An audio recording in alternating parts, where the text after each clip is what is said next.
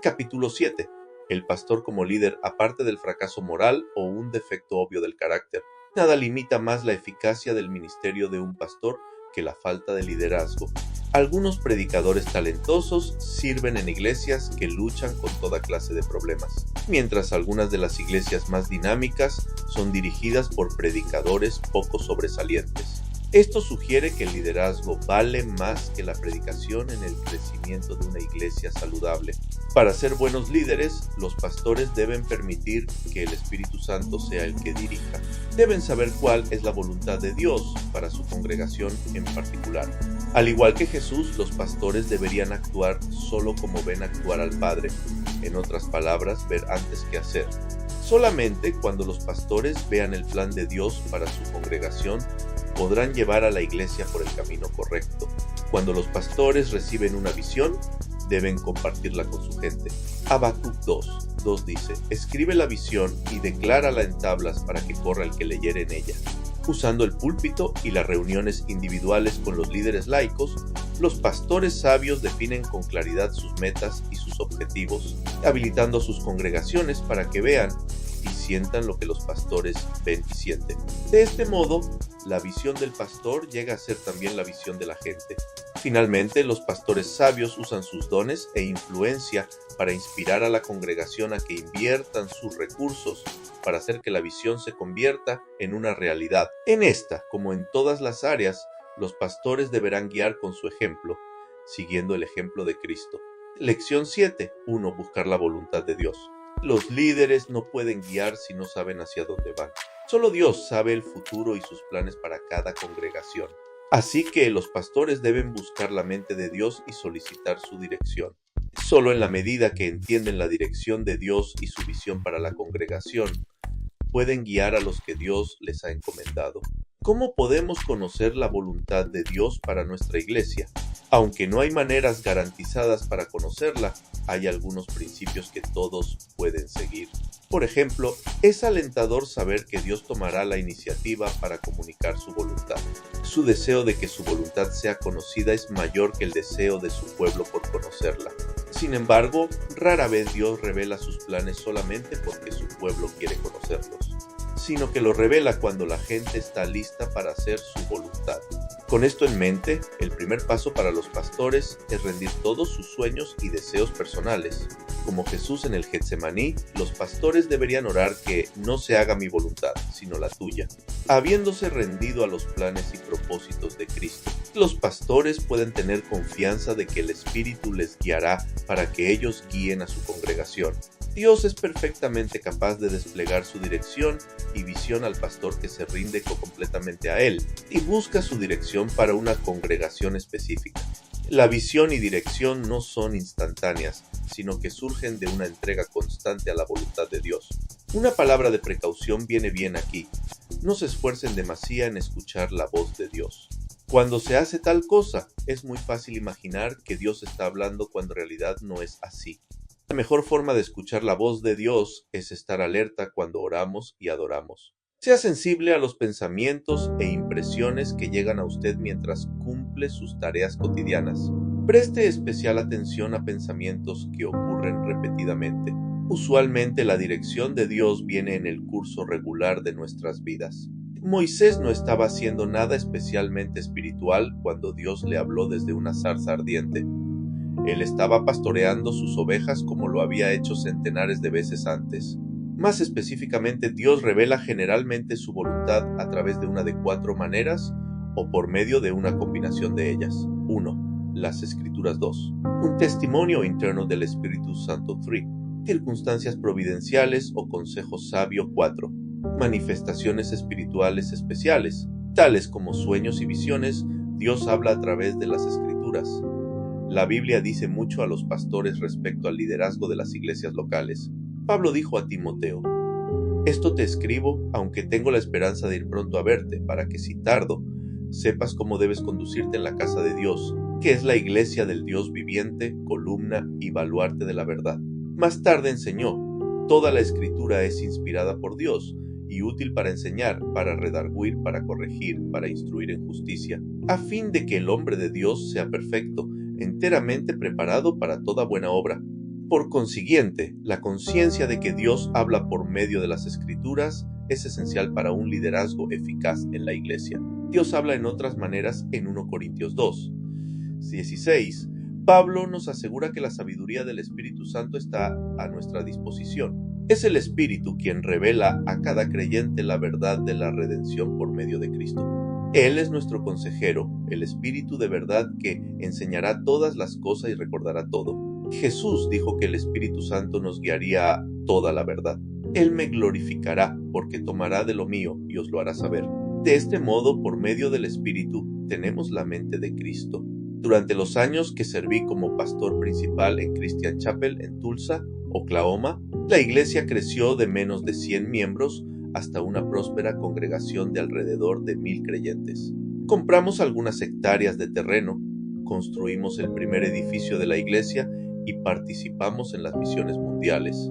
Establecimos un instituto para instruir a ministros laicos, un centro de asesoramiento y un ministerio a los embarazos en crisis. También presentamos un programa de radio a nivel nacional y una difusión diaria de enseñanza. En el principio, sin embargo, Dios no nos guió a empezar todos estos ministerios a la vez. Primero, supimos que debíamos hacer las misiones mundiales nuestra prioridad. En este caso, la palabra de Dios vino a mí a través de una conversación con mi hermano Don, un misionero en Argentina. Él dijo que creía que Dios quería que pusiéramos las misiones mundiales primero y que empezáramos un programa de misionero en residencia que se convertiría en un modelo a seguir por otras iglesias. En ese momento no teníamos edificio ni para nuestra propia iglesia, estábamos teniendo servicios de domingo en una escuela. También nos habíamos atrasado en el pago de una hipoteca de $600,000. Aunque la idea de Don parecía buena, no me convenció.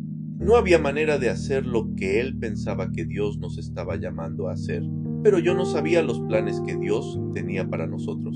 Dentro de las siguientes semanas, esta idea echó raíces y creció en mi espíritu. Este testimonio interno del espíritu no me dejó.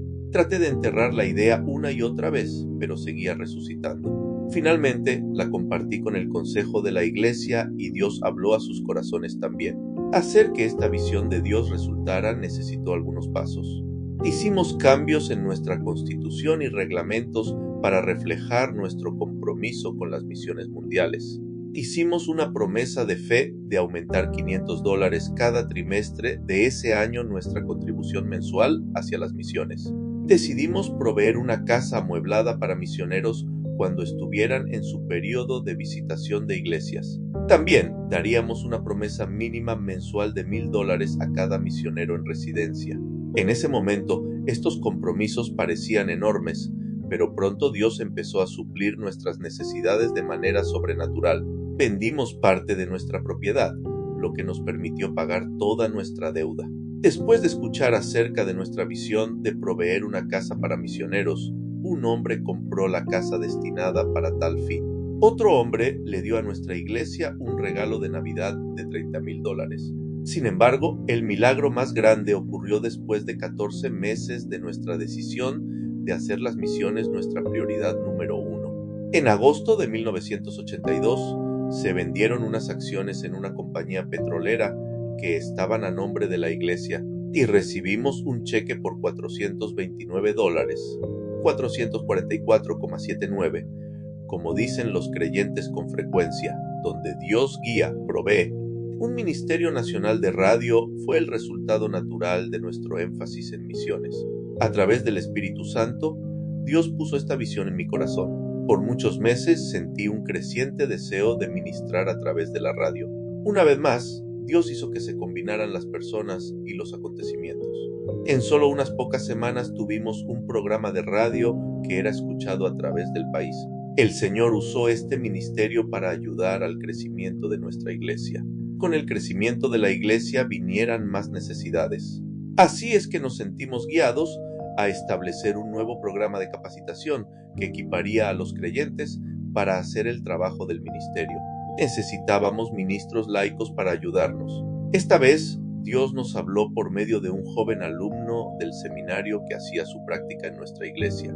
Después, entramos en una temporada en la cual nos sentimos guiados para dar énfasis a las señales y milagros y al ministerio profético. De este modo, Dios nos dio a conocer su dirección por medio de los dones del Espíritu. Durante los casi 4 años de este periodo, acudieron ministros de muchas partes del país para experimentar las maravillosas manifestaciones del poder sobrenatural de Dios.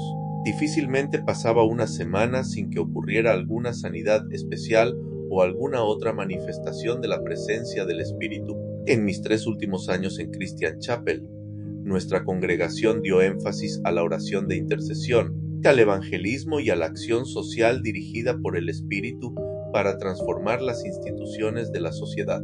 La dirección de Dios para esto vino en varias maneras. Acontecimientos nacionales que pusieron nuestra atención en las necesidades de nuestra nación, conversaciones con otros líderes espirituales y un testimonio interno siempre creciente del Espíritu. Al poner nuestro enfoque en cada nueva área de ministerio, no nos desligamos de nuestros primeros énfasis, sino que más bien los complementamos. Antes que reemplazar uno de los primeros ministerios, sencillamente añadimos a él de acuerdo a la dirección del Señor.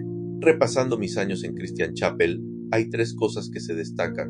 1. Dios nos dará sabiduría para cada situación, si se lo pedimos. 2. La obediencia es obligatoria.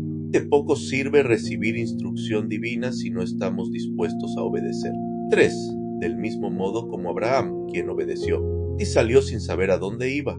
Nosotros debemos salir aun cuando no sepamos cómo van a ser las cosas. Como he oído decir, Dios nunca nos da más luz hasta que caminamos en la luz que tenemos. La Biblia proporciona muchos ejemplos. Aun cuando las experiencias personales son estimulantes, nada nos ayuda tanto como las Escrituras. Podemos aprender mucho respecto a dirigir nuestras congregaciones si consideramos las variadas maneras en que Dios dirigió a la iglesia del Nuevo Testamento. En Hechos 6, Él les dirigió por medio de consejo sabio inspirado por el Espíritu Santo. Entonces los 12 convocaron a la multitud de los discípulos y dijeron: no es justo que nosotros dejemos la palabra de Dios para servir a las mesas. Buscad, pues hermanos, de entre vosotros a 7 varones de buen testimonio, llenos del Espíritu Santo y de sabiduría, a quienes encarguemos de este trabajo. Y nosotros persistiremos en la oración y en el ministerio de la palabra. Agradó la propuesta a toda la multitud. Al seguir la dirección del Espíritu Santo, los apóstoles no solamente resolvieron una situación difícil, sino que también permitieron que la iglesia avanzara, y crecía la palabra del Señor, y el número de los discípulos se multiplicaba grandemente en Jerusalén. También muchos de los sacerdotes obedecían a la fe. Cuando fue tiempo de que su iglesia llevara el evangelio a los gentiles, Dios habló de manera más dramática. Él permitió que la persecución dispersara a los primeros creyentes y les dio visiones y sueños, tal como en el caso de Cornelio y Pedro. A los que criticaban a Pedro por predicar a los circuncisos, él explicó todo tal como había sucedido. Entonces comenzó Pedro a contarles por orden lo sucedido, diciendo: estaba yo en la ciudad de Job orando y vi en éxtasis una visión, algo semejante a un gran lienzo que descendía, que por las 4 puntas era bajado del cielo y venía hasta mí. Cuando fijé en él los ojos, consideré y vi cuadrúpedos terrestres y fieras y reptiles y aves del cielo. Y oí una voz que me decía: levántate, Pedro, mata y come. Y dije: Señor, no, porque ninguna cosa común o inmunda entró jamás en mi boca. Entonces la voz me respondió del cielo por segunda vez: lo que Dios limpió, no lo llames tú común. Y esto se hizo 3 veces, y volvió todo a ser llevado arriba al cielo. Y aquí, luego llegaron 3 hombres a la casa donde yo estaba, enviados a mí desde Cesarea. Y el Espíritu me dijo que fuese con ellos sin dudar. Fueron también conmigo estos 6 hermanos, y entramos en casa de un varón, quien nos contó cómo había visto en su casa un ángel, que se puso en pie y le dijo: envía hombres a Job y haz venir a Simón, el que tiene por sobrenombre Pedro. Él te hablará palabras por las cuales serás salvo tú y toda tu casa. Y cuando comencé a hablar, cayó el Espíritu Santo sobre ellos también, como sobre nosotros al principio. Entonces me acordé de lo dicho por el Señor, cuando dijo: Juan ciertamente bautizó en agua, mas vosotros seréis bautizados con el Espíritu Santo. Si Dios, pues, les concedió también el mismo don que a nosotros que hemos creído en el Señor Jesucristo, ¿quién era yo que pudiese estorbar a Dios? Entonces, oídas estas cosas, callaron y glorificaron a Dios, diciendo: de manera que también a los gentiles ha dado Dios arrepentimiento para vida. Note que Dios dio a conocer ser su plan a Pedro de diferentes maneras, a través de la oración, una visión, circunstancias providenciales y la voz del Espíritu. Esto es, mientras Pedro estaba orando cayó en un trance y vio una visión. Providencialmente, los 3 hombres que habían sido enviados por Cornelio llegaron en el momento exacto. Inmediatamente el Espíritu le dijo: «He aquí, 3 hombres te buscan. Levántate, pues, y desciende y no dudes de ir con ellos, porque yo los he enviado». La experiencia me ha enseñado que Dios con mucha frecuencia habla en maneras extraordinarias cuando sabe que vamos a enfrentar desafíos para llevar a cabo su plan. En esta ocasión, él sabía que Pedro estaría rompiendo años de tradición y que arriesgaba ser desaprobado por sus pares. Por eso Dios mostró su voluntad en forma muy clara. Si sus instrucciones hubieran sido menos espectaculares, tal vez Pedro no hubiera tenido valor para responder como lo hizo. Podemos ver este mismo principio en el ministerio de Pablo y de su equipo misionero. Lucas escribe: «Y atravesando Frigia y Galacia, les fue prohibido por el Espíritu Santo hablar la palabra en Asia. Y cuando llegaron a Misia, intentaron ir a Bitinia, pero el Espíritu no se lo permitió. Y pasando a Misia, descendieron a Troas. Y se le mostró a Pablo una visión de noche. Un varón macedonio estaba en pie, rogándole y diciendo: «Pasa a Macedonia y ayúdanos». Cuando vio la visión, enseguida procuramos partir para Macedonia, dando por cierto que Dios nos llamaba para que les anunciásemos el Evangelio. Varias cosas llaman mi atención cuando leo este relato. Primero, no fue fácil para Pablo y sus amigos saber cuál sería su próxima asignación, pero no se sentaron a esperar que algo ocurriera. Trataron de ir hacia la provincia de Asia en el oeste, pero el Espíritu Santo se los impidió. Entonces trataron de ir hacia Bitinia en el norte, pero otra vez el Espíritu se los prohibió. Las 2 veces fue Dios mismo, no el enemigo, quien les cerró la puerta para ministrar. Las luchas de estos hombres de Dios son un consuelo para mí. Si un gigante espiritual como Pablo tuvo que intentar 3 veces antes de discernir la dirección de Dios para su próximo paso, no me siento tan mal cuando lucho para conocer la voluntad de Dios respecto de algún asunto. El hecho de que Dios no se dio por vencido con Pablo y sus compañeros también es un estímulo para mí. Él siguió trabajando con ellos hasta que finalmente entendieron su plan. Una vez que Pablo supo finalmente lo que Dios quería, uno podría pensar que todo fue bien en Filipos, la principal ciudad de Macedonia. Pablo estaba haciendo exactamente lo que Dios quería, pero igual tuvo que enfrentar desafíos. Después de algún tiempo, pudo empezar una pequeña iglesia en Filipos, pero primero fue azotado y puesto en la cárcel. Su visión clara de Dios lo capacitó para permanecer fiel a través de estas pruebas. Observe que los acompañantes de Pablo dieron testimonio respecto de la dirección que Dios le dio a él. Cuando vio la visión, enseguida procuramos partir para Macedonia, dando por cierto que Dios nos llamaba para que les anunciásemos el Evangelio. Muchas veces el Señor confirmará su palabra a los líderes espirituales por medio de sus consejeros o ministros laicos. Estos consejeros deben ser dignos de confianza, suficientemente fuertes para hablar la verdad en amor y suficientemente sabios para discernir entre la sabiduría de Dios y su propia opinión. En lo ideal, ellos proveen un círculo interior de apoyo espiritual y de protección para los ministros. Lección 7.2. Comunicar la visión. Si los pastores no pueden compartir la visión de Dios, entonces de muy poco les sirve conocerla. De hecho, puede llegar a ser una fuente de extrema frustración, tanto para el pastor como para la congregación. Si los pastores saben lo que Dios quiere hacer, pero no pueden comunicarlo de un modo que permita a la gente entender la visión, el conflicto es inevitable. No de nada, por supuesto. Enfrenté este desafío muy temprano en mi ministerio. No importa cuánto pasara orando y buscando la mente de Dios, no parecía ayudarme a comunicar la visión a la congregación. La iglesia parecía resistir mis esfuerzos de guiarlos.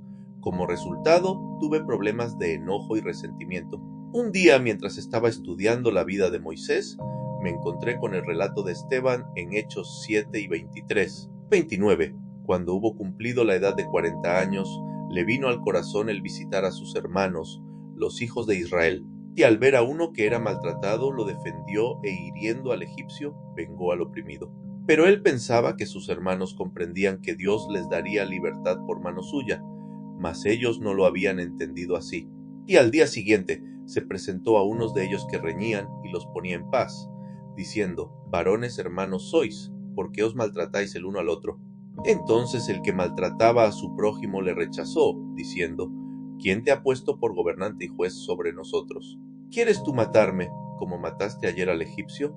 Al oír esta palabra, Moisés huyó y vivió como extranjero en tierra de Madián, donde engendró 2 hijos. Había leído este pasaje muchas veces antes, pero no había entendido la lección que encerraba para los líderes.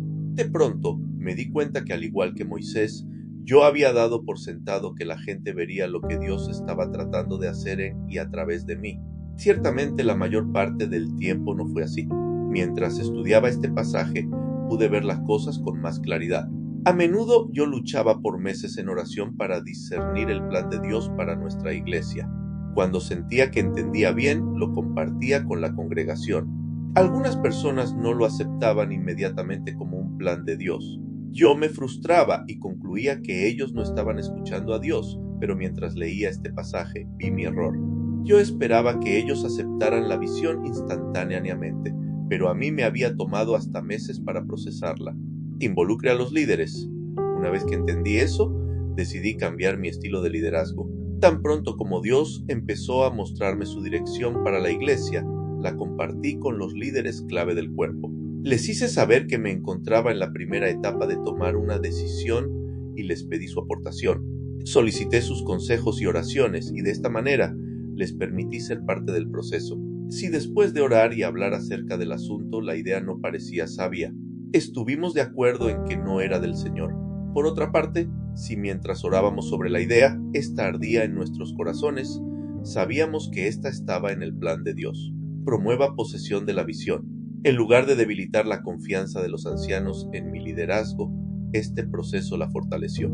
Y por el hecho de que habían sido parte del proceso, se apropiaron de la visión. Ahora, no era tan solo mi visión, sino que nuestra visión. Por ejemplo, cuando una congregación a la que serví se preparaba para mudarse a un edificio nuevo, sentí que Dios quería que cambiáramos la estructura de nuestro horario de reuniones.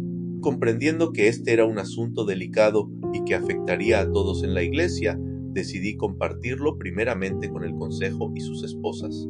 Oramos sobre este asunto por 30 días y luego lo comentamos extensamente.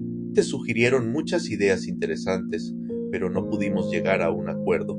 Así es que decidimos orar por 30 días más. En la próxima reunión, las personas presentaron solo unas pocas ideas. Aún así, no pudimos llegar a un acuerdo.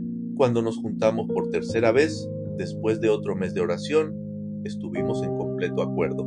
El segundo paso era involucrar a los líderes de los grupos pequeños y a todos los maestros de la escuela dominical.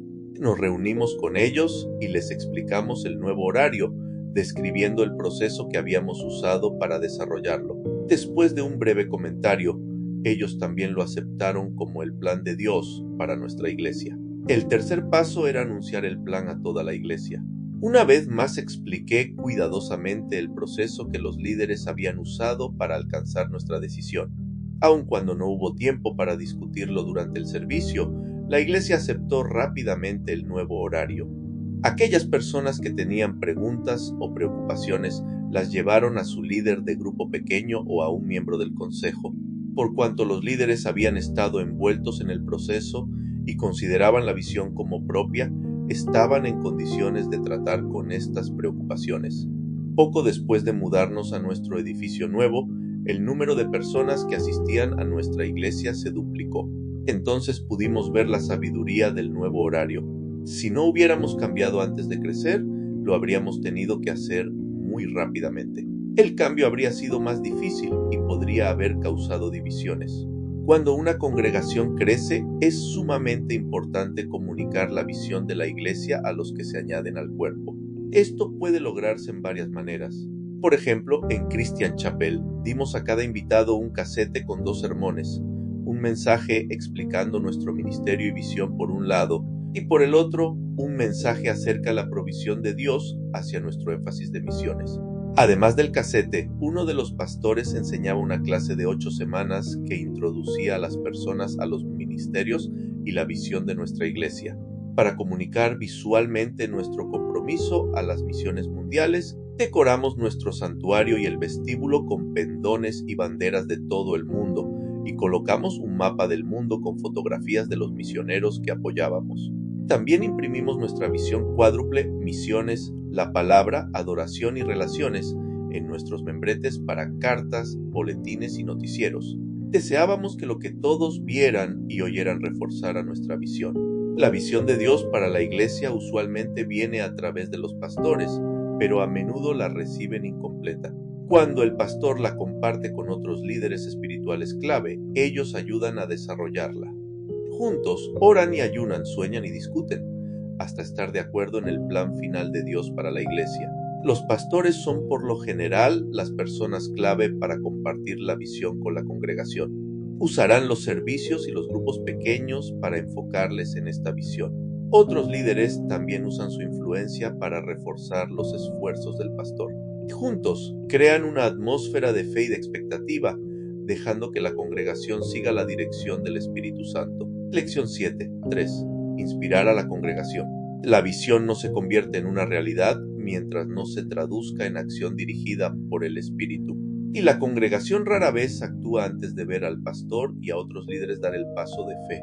En otras palabras, el pastor guía con el ejemplo. Guía por lo que dice y por lo que hace.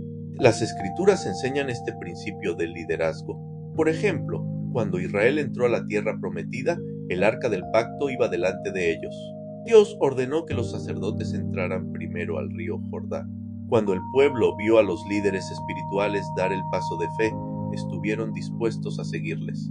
Y aconteció cuando partió el pueblo de sus tiendas para pasar el Jordán, con los sacerdotes delante del pueblo llevando el arca del pacto, cuando los que llevaban el arca entraron en el Jordán, y los pies de los sacerdotes que llevaban el arca fueron mojados a la orilla del agua. Las aguas que venían de arriba se detuvieron como en un montón, bien lejos de la ciudad de Adám, que está al lado de Zaretán, y las que descendían al mar del Arabá, al mar salado, se acabaron y fueron divididas, y el pueblo pasó en dirección de Jericó.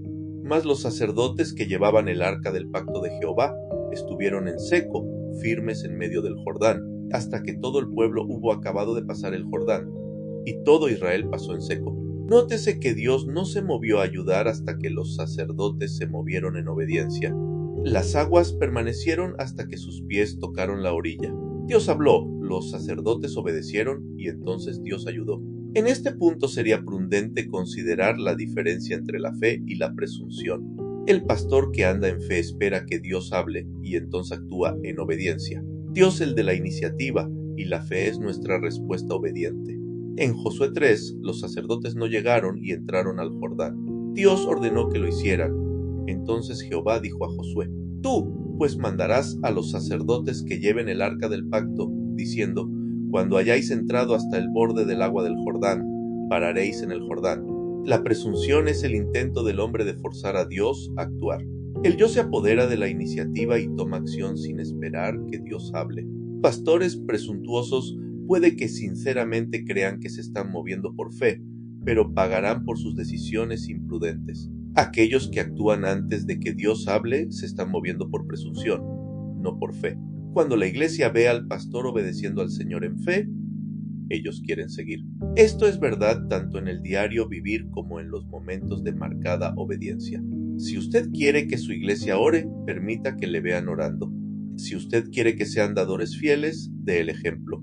Si usted quiere que las personas sirvan la una a la otra, permítales verlo servir. El pastor debe ser ejemplo de los creyentes en palabra, conducta, amor, espíritu, fe y pureza. El liderazgo, por ejemplo, es crucial en tiempos de crisis. Cuando la gente está confundida o atribulada, es importante que el pastor dé ejemplo de fe en Dios. Considere cómo lo hizo Pablo en medio de la tormenta. Los vientos furiosos y la lluvia atacaron a Pablo y su tripulación por más de 2 semanas. Finalmente fueron forzados a deshacerse de su carga con la esperanza de salvar sus vidas. Sin poder ver el sol o las estrellas por varios días, perdieron toda esperanza de ser rescatados. Aún en la crisis, Pablo demostró sus habilidades de liderazgo para animar. Cuando comenzó a amanecer, Pablo exhortaba a todos que comiesen, diciendo: Este es el 14º día que veláis y permanecéis en ayunas, sin comer nada. Por tanto, os ruego que comáis por vuestra salud. pues ni aun un cabello de la cabeza de ninguno de vosotros perecerá. Y habiendo dicho esto, tomó el pan y dio gracias a Dios en presencia de todos, y partiéndolo, comenzó a comer. Entonces todos, teniendo ya mejor ánimo, comieron también. La gente fue animada por las palabras de Pablo, pero aún más por sus acciones. Cuando ellos lo vieron comiendo, comenzaron a comer también. Cuando su congregación vea que usted confía en Dios, a pesar de lo grandes que sean las dificultades, ellos también aprenderán a confiar en Él. John H. Johnson, fundador de Johnson Publishing Company, y otras personas de éxito, indica que la clave para el éxito es comenzar con un logro pequeño, soñar en grande y trabajar con ahínco. Con eso en mente, yo lo desafío a comenzar con poco. Si usted es fiel en las cosas pequeñas, Dios le confiará responsabilidades mayores. Debe soñar grandes sueños para su congregación. Sueñe sueños dados por Dios que sean dignos de Él, que es poderoso para hacer todas las cosas mucho más abundantemente de lo que pedimos o entendemos, según el poder que actúa en nosotros. Efesios 3:20. Trabajar con ahínco. Todo lo que hagáis, hacedlo de corazón como para el Señor y no como para los hombres, sabiendo que del Señor recibiréis la recompensa de la herencia, porque a Cristo el Señor servís.